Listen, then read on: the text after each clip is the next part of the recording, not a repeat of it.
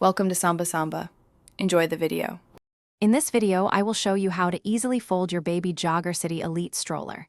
To begin, ensure your stroller's seat is in an upright position and the canopy is fully retracted.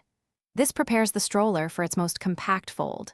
Next, reach into the center of the seat and locate the clearly labeled pull to fold strap. This unique strap is the key to activating the quick fold mechanism, making the process incredibly straightforward. Now, with one hand, firmly pull the designated pull to fold strap upwards from the seat. As you do this, you will immediately notice the stroller's frame begin to collapse inward, folding itself in half.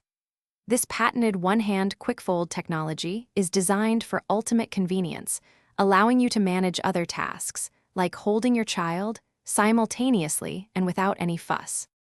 Once the stroller is fully collapsed, it's important to ensure the automatic lock on the side of the frame clicks securely into place. This crucial step guarantees the fold is stable and safe for both transportation and storage.